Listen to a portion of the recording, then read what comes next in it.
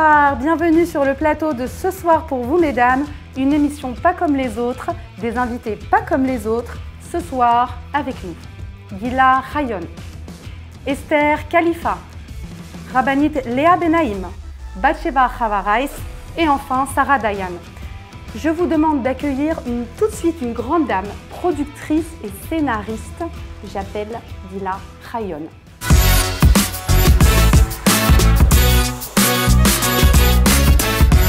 Bonsoir Gila. Bonsoir.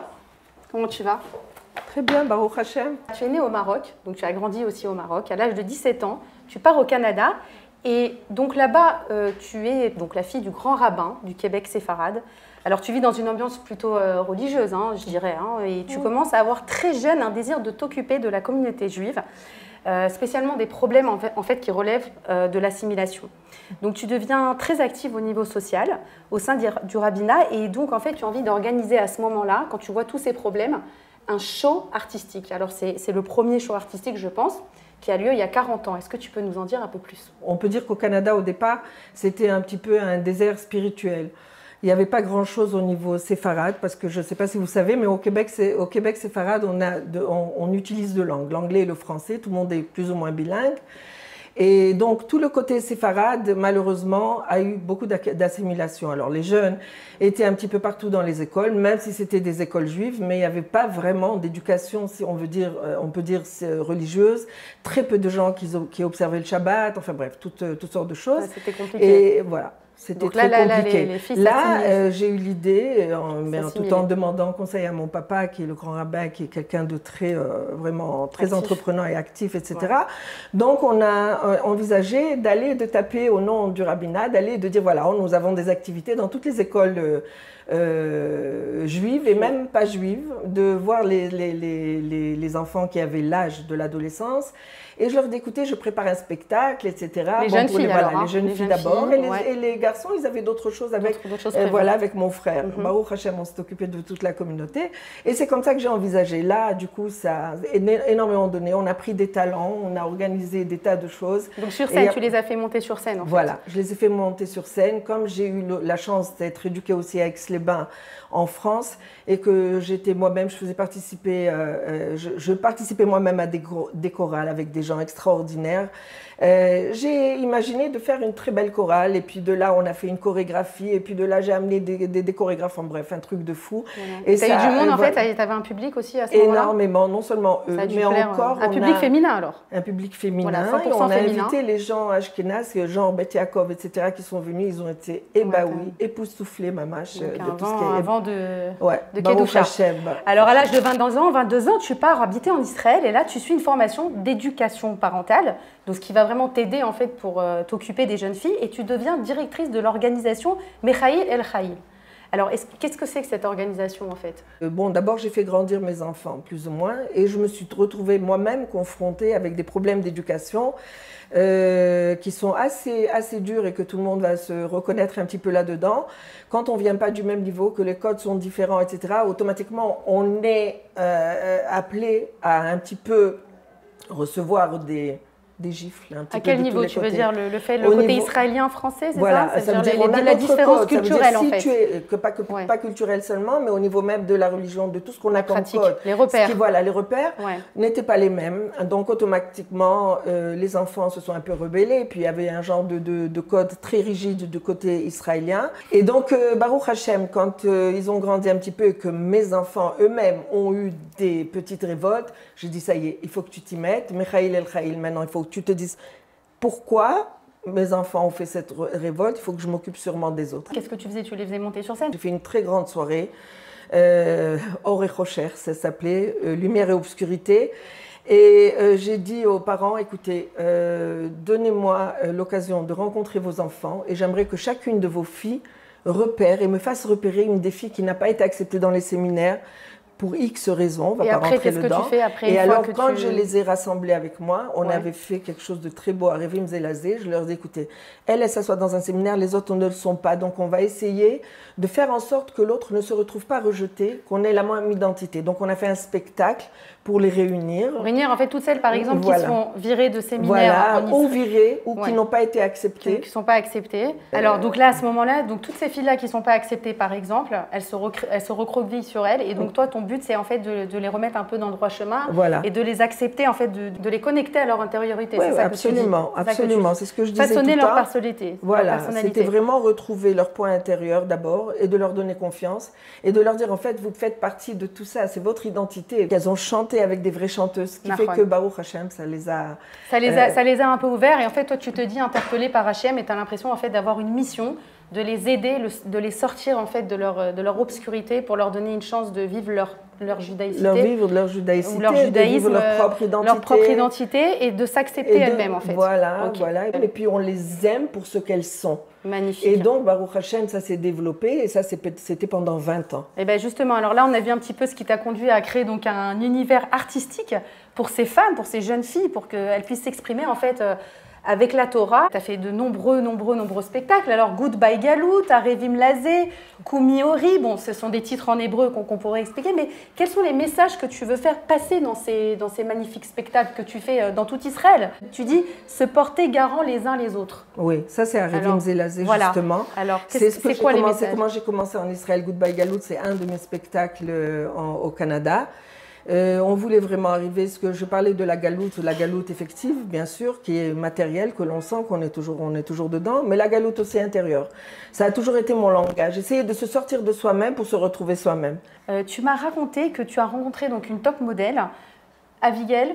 Abigail, c'est ça. Abigail, ouais. Et elle a changé du tout au tout. Est-ce que tu l'as rencontrée en fait dans une salle de sport? Oui. Est-ce que tu peux nous raconter ce qui s'est passé? C'était ma coach de sport. Et puis voilà, c'est très simple. Elle est sortie elle aussi du derrière. Ouais, du chemin en fait. Ouais. Elle est sortie du chemin justement. Je lui ai dit, moi je fais ça. Je m'occupe de filles qui sont comme nous, comme ce que tu me racontes, etc. Et j'essaye de un peu les reconnecter avec elles-mêmes. Alors elle me dit, ouais, ça m'intéresse. Tu sais que moi aussi j'étais dans le théâtre, etc. Comme j'étais hyper active, etc. J'ai passé mon bac. Au milieu du spectacle, elle a écrit un petit peu un scénario avec les filles. Les filles n'ont pas aimé ce que quelqu'une leur avait écrit. Et elle a décidé de faire une petite scène où elle a pris l'uniforme de Beth Yaakov. Et elle est venue devant le public ouais. Comme ça. Et puis elle dit, mais les Koulam Yeshit Modedou, tout le monde a des luttes intérieures. Tu n'en as pas, toi? Et toi? Et toi? Elle s'est retrouvée, son âme a éclaté comme ça en vérité. Et le lendemain, elle m'appelle la première alors qu'on avait dormi très tard.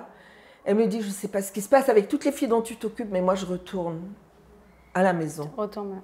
Wow. Donc ton prochain film, prochaine sortie, Tal Triati, donc les 3 mitzvot de la femme, Chala Nida Adlaka. Tu peux nous en dire un peu plus?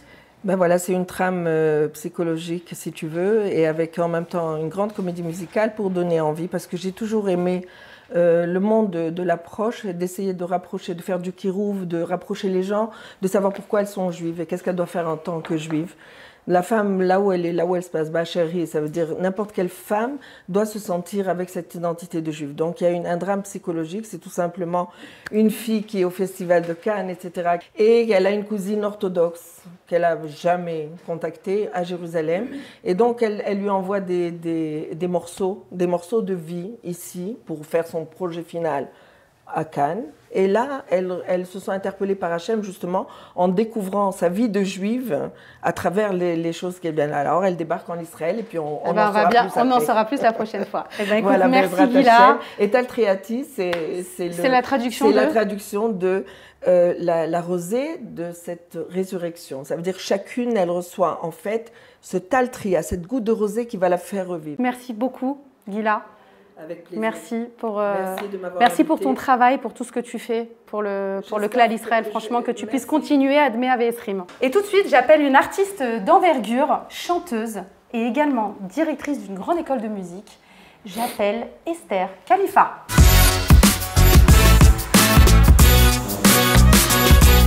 Shalom, ma shlomer. Alors Esther, tu es née à Paris, tu vis en Israël. Et puis, depuis toute petite, en fait, tu reçois des cours de piano et donc tu décides rapidement d'en faire ta vie. C'est bien ça? Et tu développes en fait, plusieurs aspects, donc le chant, le piano, la musique d'une manière générale. Et à l'âge de 20 ans, tu décides, avec ta sœur Yael, de faire un spectacle pour un public exclusivement féminin. Alors, tu t'organises l'événement avec un public de 600 personnes. Est-ce que tu peux nous en dire un peu plus? Parce qu'à l'époque, il y a 20 ans, il n'y avait pas tout ça. C'est le premier, je pense, c'est le premier événement Mamash, vraiment, en Israël, un féminin, quoi, je veux dire, 100% féminin. Est-ce que tu peux nous dire comment tu as cru en ça? Ça nous intéresse. D'abord, bon, je vais parler en hébreu. Oui, en hébreu, vas-y, ce que tu veux, vas-y. אנחנו הגענו ממשפחה מאוד מוזיקלית, הורים מאוד מאוד מנגנים, שרים, אבל לא פיתחו את זה כי לא היה. בטח שלא היה נפרד, לא בנים לבד, בנים היה, אבל בנות לא היה בכלל. והיינו שרים בשולחן שבת בבית, בנים ובנות, וזה היה כל כך יפה שאמרתי, וואי, אני חייבת שאנשים ישמעו את זה. למה שרק אנחנו נשמע את זה? אז היינו שרים לבנות דודות, אבל החוצה זה לא יצא, וגם לא היה לי חלום כזה, כי לא היה זמרות. נכון. בכלל, החרדיות, בטח שלא, זה לא היה משהו שהיה קיים, אז לא חלמתי להיות זמרת, למדתי דברים אחרים. וזה הגיע מתוך האהבה הזאת למוזיקה, והרצון הזה שקהל נשי גם יקבל את זה. Tu avais envie de partager, c'est ça. וזהו, ופשוט קפצתי למים, ויבוא מי שיבוא, היה המון, il y avait plein de françaises là-bas, plein de françaises, toutes les copines de maman. Ouais, c'est ça, toutes les copines. Toutes les copines de maman. Il faut quand même les regrouper, les 600 personnes, c'est beaucoup 600. Quand on commence, c'est énorme. On a tout fait. היה צריך להלחין שירים, לכתוב אותם. Donc tu fais ça, toi, tu écris. אני מלחינה, אני כותבת. Tu écris, tu joues les musiques, les paroles, tout. הכל, היה צריך להכין את המופע, החלטתי שאני עושה מופע, אבל צריך להכין אותו. C'est ça. אז הלחנו שירים, ולראות את הסדר של המופע, ומה הולך להיות בפנים, וכל התוכן, ואז צריך שיהיה קהל. Et t'as réussi, ça devait être magnifique. ברוך השם, היה הצלחה מטורפת, וזה היה ההתחלה של כל כך הרבה דברים. T'as ouvert en fait le chemin...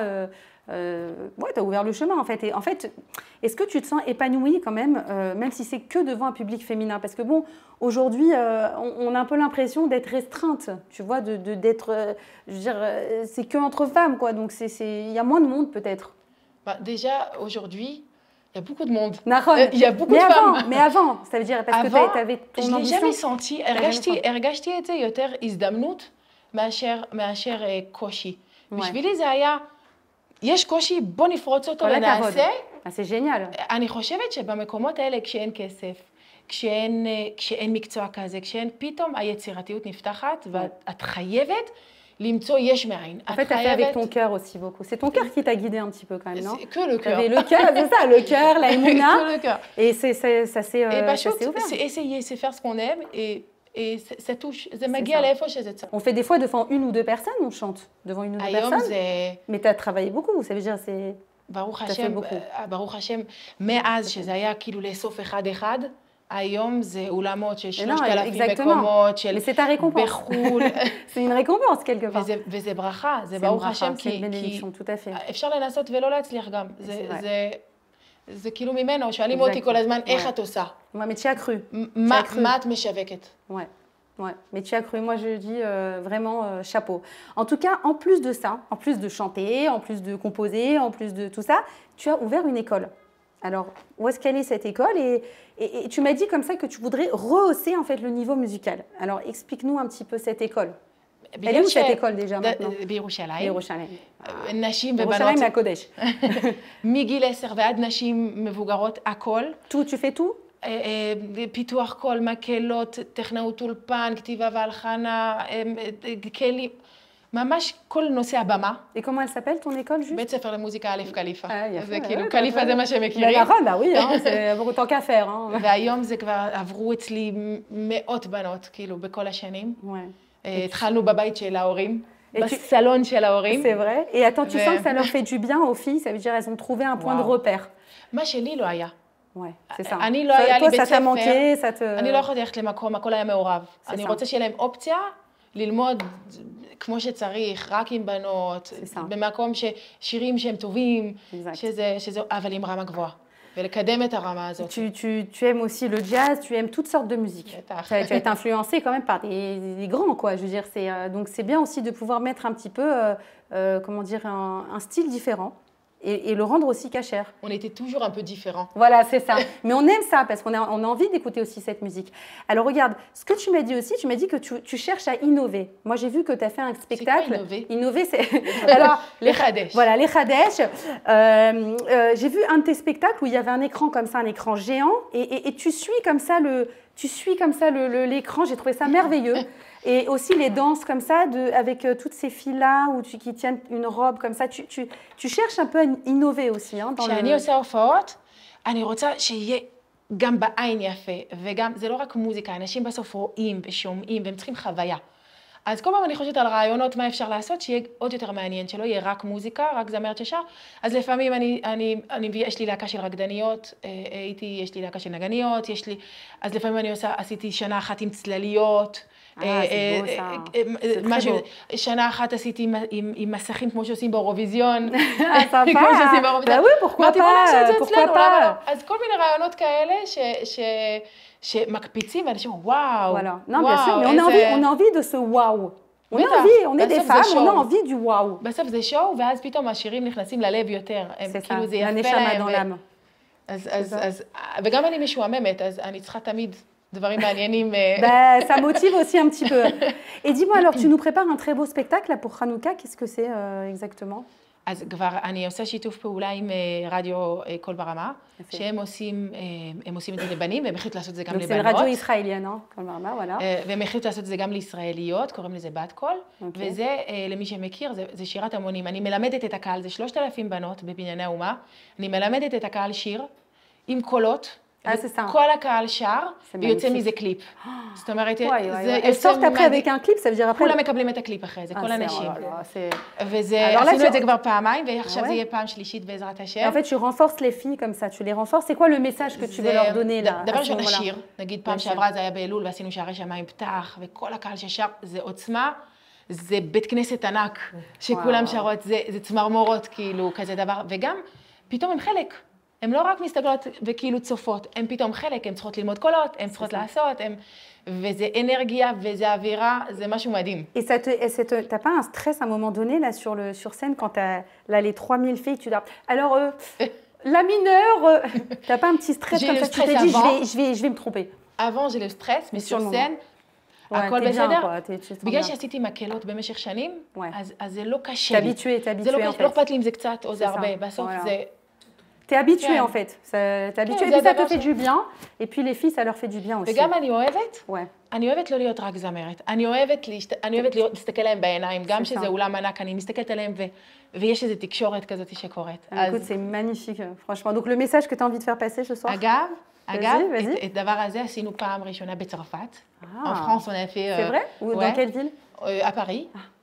On l'a fait il y a 2 ans. Ah ouais, C'était la première fois à Paris. Il y avait 700 personnes, et on a fait sur la chanson Anima Amin. Waouh. Et c'était יום לפני הפיגוע שהיה בבני ברק. Et c'était כל כך, היינו בחוץ לארץ, וכל הקהל שבחו"ל שר אני מאמין, וואו, זה כל כך מרגש. Qu'est-ce que tu as envie de leur dire là, à toutes celles qui t'écoutent là maintenant, qui sont contentes de te voir? Qu'est-ce que tu veux leur dire? שאם יש לכם חלום ואיזו תשוקה, פשוט תעשו את זה, לא לפחד לעשות, ואלוקים יביא לכם את מה שצריך. אף אחד לא יכול להגיד מה אלוקים יביא, אבל הוא יביא לכם את מה שאתם צריכות בטוח. אז פשוט ללכת אחרי החלום שלכם. Alors maintenant, une petite interview flashy. Ta couleur préférée?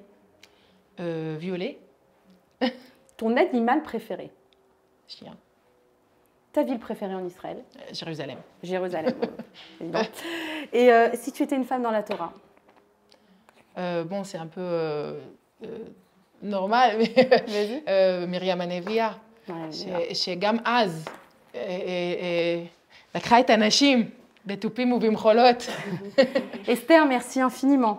On te souhaite tout le tov et vraiment en espérant de te voir parmi nous une autre fois, si Dieu veut.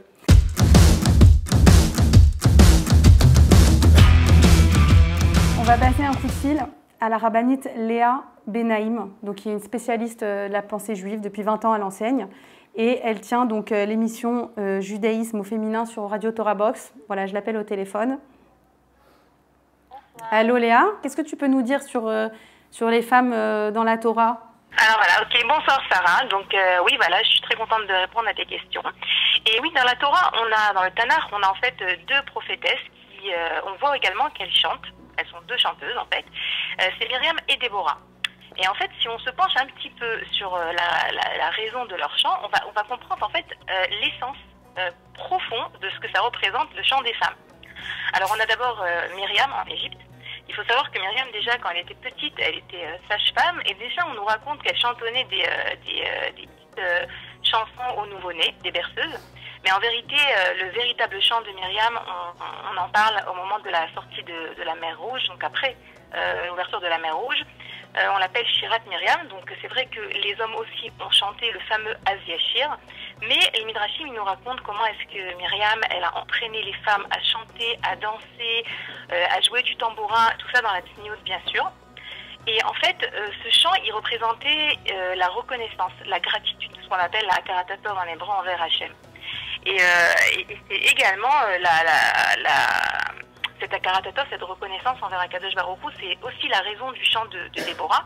Alors savoir dire merci, tu veux dire, c'est ça?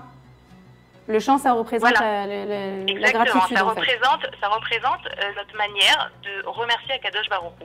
D'accord. Et donc également, Déborah aussi, on voit qu'elle chante après la victoire de la guerre contre Yavin et Sisra. Et là aussi, c'est parce qu'il y a eu des miracles dans cette guerre. Et Déborah également, elle chante pour remercier Akadosh Baruch Hu. Et il y a un petit point qui est très intéressant, qui est ramené par le Rav Schwartz, qui dit qu'après 120 ans, dans le monde futur, qu'est-ce que font les femmes? On sait que les hommes, ils étudient, dans ce monde, ils étudient, et dans le monde futur, ils continuent à étudier. Et qu'est-ce que font les femmes?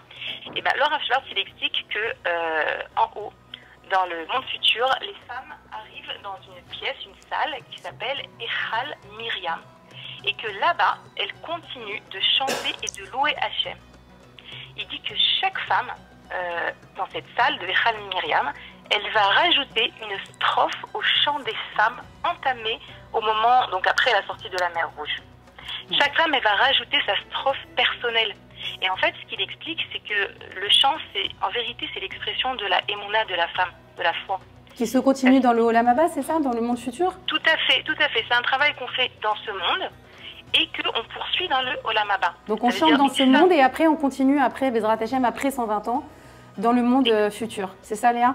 Exactement. Et en fait, chanter, ça veut dire remercier, ça veut dire être capable de voir Hachem et de prendre conscience que tout vient d'Akadosh Baruch Hu.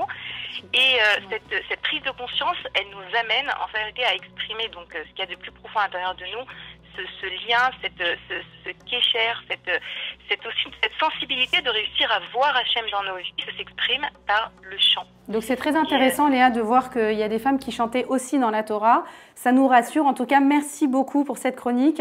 Je te laisse. Je vais accueillir maintenant une autre invitée. En tout cas, merci beaucoup. À très bientôt. Bye bye. Alors regarde, maintenant, je vais inviter sur ce plateau une femme extraordinaire, une artiste incontournable. Batsheva Chava Rice.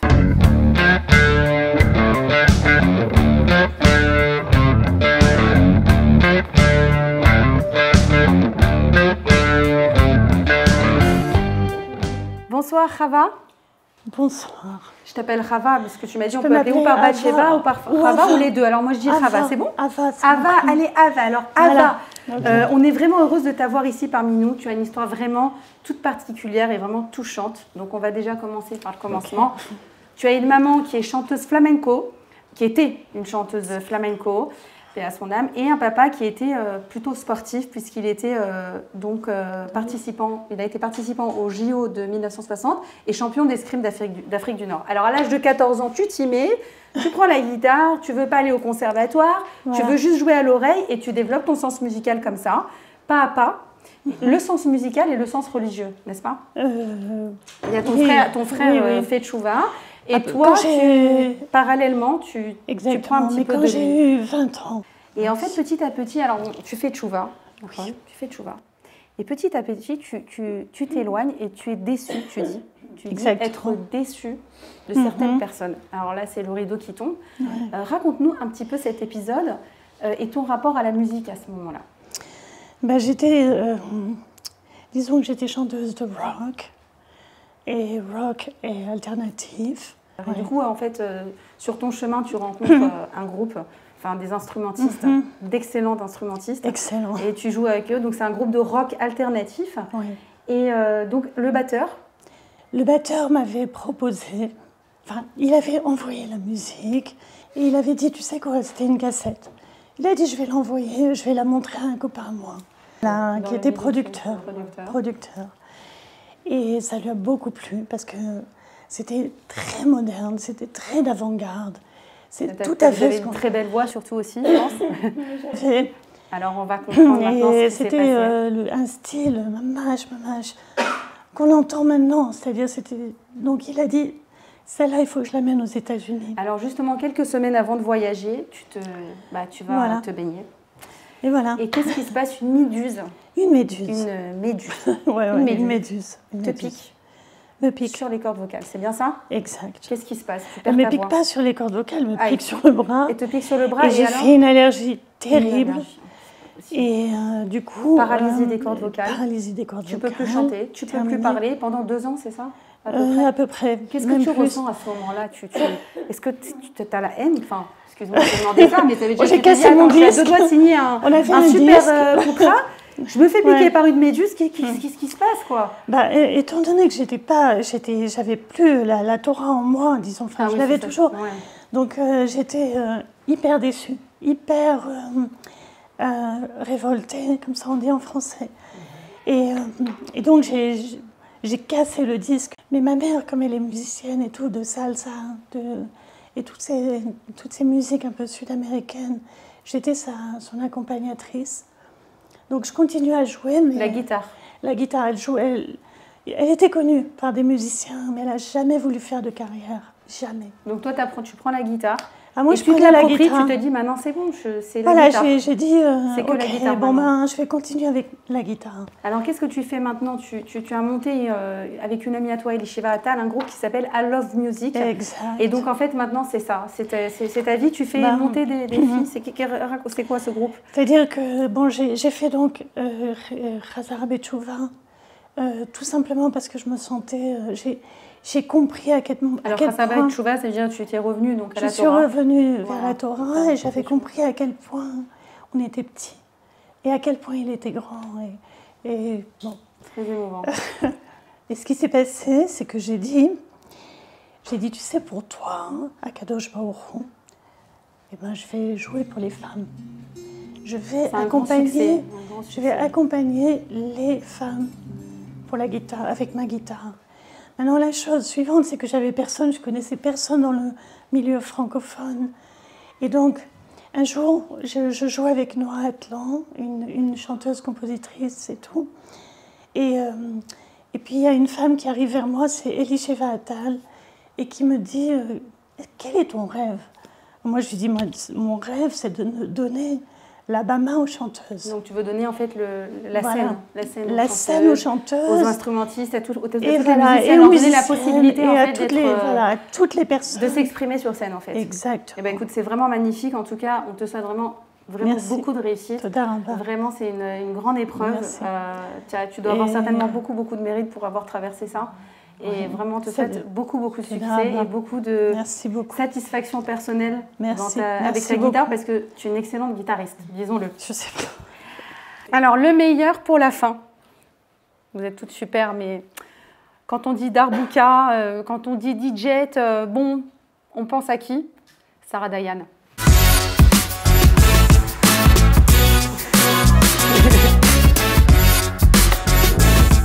Bonsoir Sarah. Bonsoir. Comment tu vas? Baruch Hashem. Ça va? Super, on est au top. Eh ben, génial. Écoute Sarah, on est vraiment très contente de te recevoir. Merci beaucoup, c'est réciproque. Alors, merci. Écoute, comme beaucoup d'artistes, tu commences la musique très jeune. Voilà. Aussi dans une ambiance familiale, musicale. Piano, voix, guitare, batterie, flûte, enfin tous les instruments. On touche à tout. C'est ça? On est bien d'accord? Et en fait, depuis ton arrivée en Israël, alors tu fais des tonnes de soirées, type mariage, bat mitzvot, afrachat à la fin, tout ce qu'on peut, on appelle Sarah. Et en fait, tu t'éclates en fait. Ah, moi je m'éclate. C'est ça? Tu t'éclates? Alors, dis-nous comment tu fais pour t'éclater. On t'écoute. Les femmes qui sont ici, on a envie de savoir. Comment je fais pour m'éclater? Ouais, dis-nous. Déjà, je remercie Hachem parce que c'est lui qui m'a mis dans ce domaine. Donc, je le remercie déjà avant tout, Hachem. Alors, comment je fais pour m'éclater? J'ai reçu des dons d'Hachem, Baruch Hachem. Et donc, je les utilise vraiment pour donner au max la simra aux femmes. Alors, ouais, on entend Darbuka, on entend Sarah. C'est vrai, mais DJ toi aussi, hein. Quand DJ, on voit toutes tes vidéos, allez, on y va et tout, ça y va, hein. Avec ce que j'ai sous la main, même si tu me donnes une casserole, on y va. C'est ça, on avance. Tant qu'on avance, c'est cool. Mais c'est génial, tu nous donnes plein de joie, plein de simra.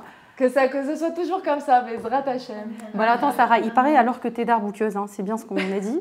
Tu joues de la batterie, t'es ingénieur du son. Alors, moi j'ai envie de te poser une question.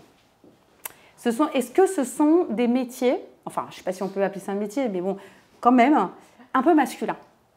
Parce que t'as rien de masculin là. Qui était la première percussionniste de l'histoire? Je donne ma langue au chat, est-ce qu'il y a un chat ici? Eh ben, c'était Myriam Anevia. Alors, Myriam Anevia, c'est dans le Shiratayam, la prophétesse. Et c'est elle qui a, on va dire, lancé la mode. Voilà. C'était la première. Elle a innové. Elle s'est dit, il y aura bientôt Sarah, il faut qu'on innove. C'est bon, il y a Didier, Sarah, on y va, on lance, on ouvre la mer. On ouvre en deux. T'es passée là-bas aussi, tu crois ou pas? Ah, sûrement. Dans un ancien Gilgoul? À mon avis, peut-être. Tu devais être dans les parages, à mon avis. Voilà, tu t'es dit, attends, on va se retrouver. Attends, là, on est allé trop loin, là. Là, ça va trop loin, là. Les Gilgoul, moi, je gère plus, là. En tout cas, tu gères ta vie familiale, ça va avec ton mari, tes enfants? Combien t'as d'enfants? J'ai un garçon. Un garçon, super. Voilà. Et ça va, la vie d'artiste? Écoute, ça va. C'est sûr que c'est le avec soir ton mari, en général. Ouais, Donc, mon mari, en général, je l'embarque. Il vient avec moi. Ça nous permet de faire des petites soirées, des petits afters. Sympa. On va au resto après les soirées. Mais alors, tu dors quand, en fait? Alors, c'est une bonne question. Je suis encore en train de chercher. Tu dors quand? Quand est-ce que tu fais la vaisselle? Quand est-ce que tu nettoies le sol? Dis-nous tout, Sarah. On est toutes concernées là par la question. En général, je vis la nuit. Tu vis la nuit? Ah bon, moi, t'es tranquille, il n'y a pas de bruit? Ah, je vis la nuit. Quand tu es sur scène, c'est-à-dire quand tu es là avec ton tout, qu'est-ce que tu as envie de donner aux femmes? Qu'est-ce que tu as envie de leur dire aujourd'hui? Alors, en général, on me voit faire l'animation, être là. On peut me voir dans les deux côtés. Ou on va me voir faire la fête, ou on va me voir dans les moments très reggae. Je prends mon piano. Reggae, tu veux dire? Ouais, sensibilité. Très sensible. Je prends mon piano et je vais essayer vraiment de toucher la neshama en face de moi, car vraiment pour créer une connexion avec Hachem, parce que je pense que avec tout ça, on est toutes reliées. Et la musique, c'est vraiment un keli qui permet de relier chaque neshamot. Un keli, donc un réceptacle.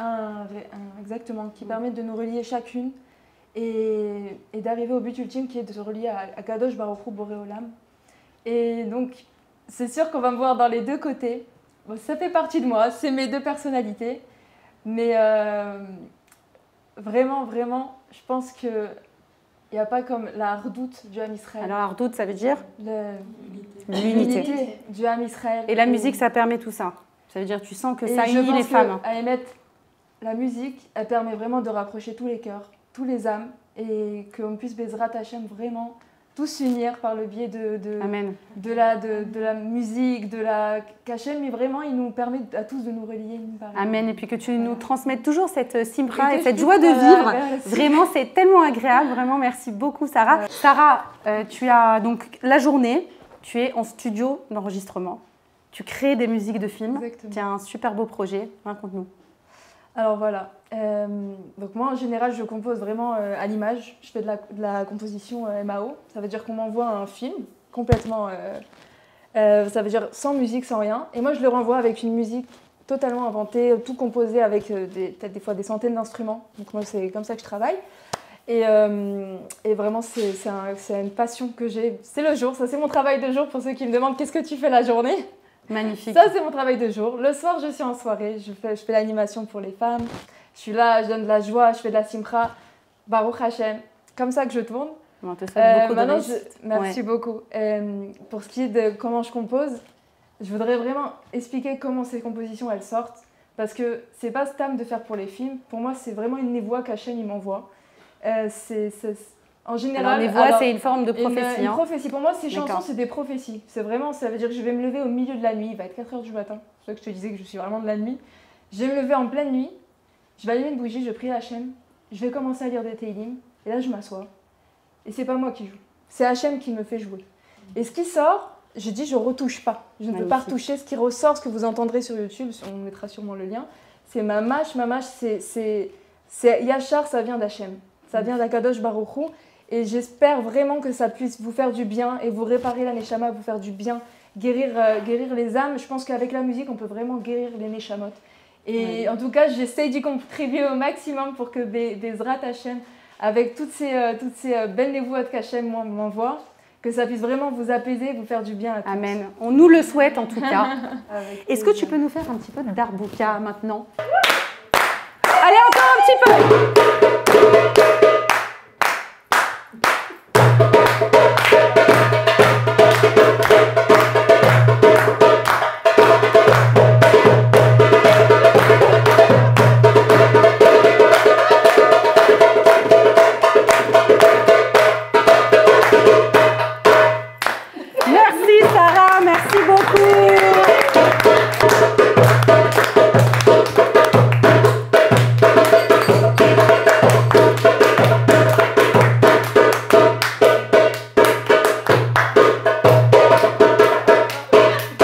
Et voilà, merci beaucoup.